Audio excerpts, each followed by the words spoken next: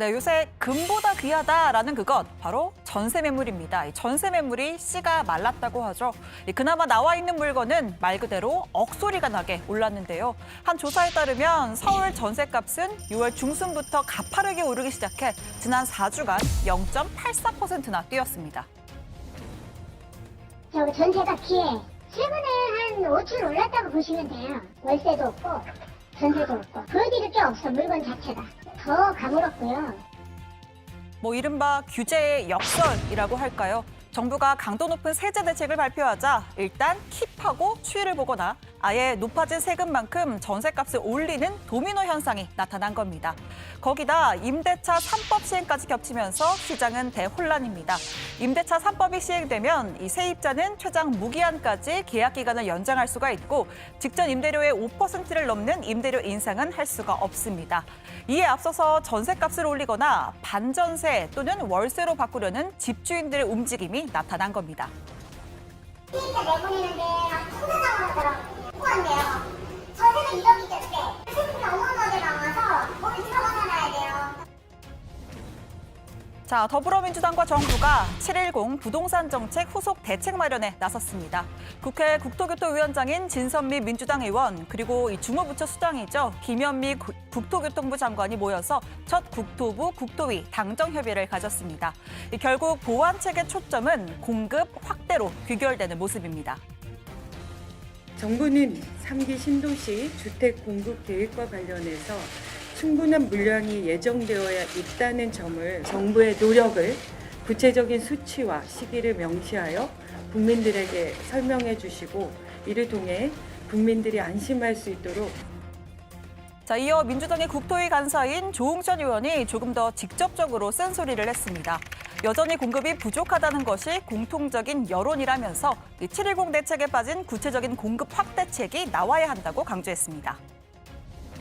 집값 안정화의 성패는 주택 공급에 달려있다고 해도 과언이 아닙니다.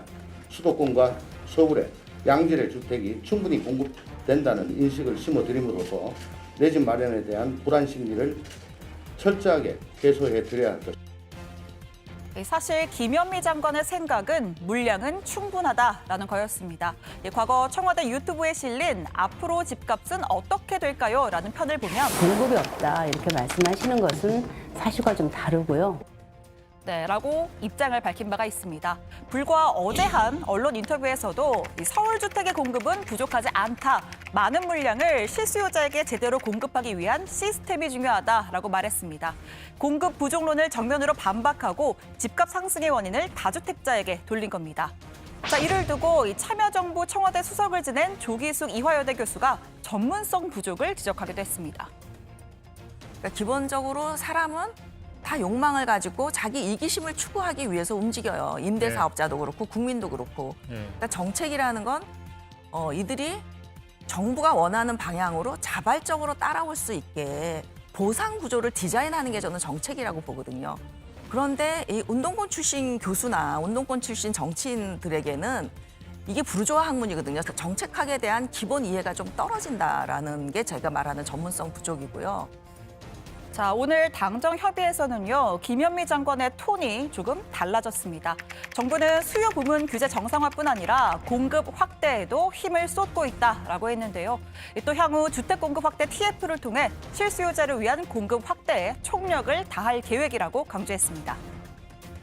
3기 신도시 등 공공택지 32만 호를 포함하여 총 77만 호를 수도권에 공급할 계획이며 향후 3년간 수도권 아파트 입주 물량은 과거 10년 평균보다 44% 많은 연 18만 호를 예상하고 있습니다.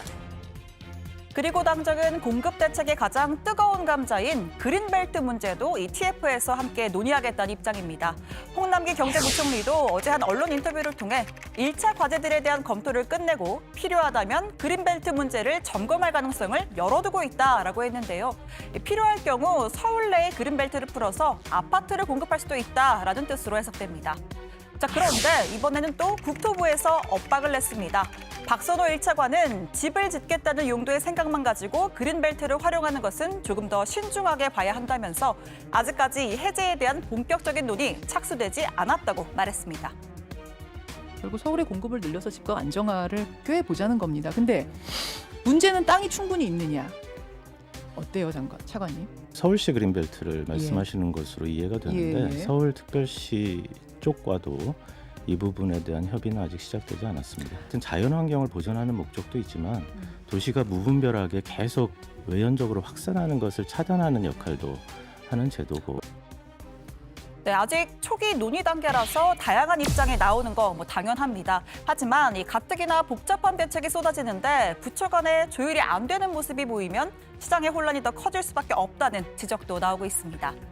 만약 그린벨트 해제 쪽으로 결론이 난다면 아파트를 지을 수 있는 택지는 강남 보금자리지구 인근이 될 가능성이 높습니다. 서울의 그린벨트 면적은 총 149.13제곱킬로미터로 강남권에서는 서초구가 가장 넓고요. 이어서 강동구, 강남구, 송파구 순입니다. 강북 지역에도 있지만 대부분 산이라서 택지 개발이 어렵다고 합니다. 2018년 김현미 장관이 그린벨트 집권 해제 가능성을 언급했는데 서울시의 반대로 무산됐던 적이 있었습니다. 이번에는 문 대통령이 발굴이라도 하라라고 주문한 만큼 정부가 내릴 결론이 주목되는 시점입니다. 자, 오늘 청와대 발자 이렇게 정리합니다. 당정, 주택 공급 확대, 범정부 TF서 그린벨트 해제 논의입니다.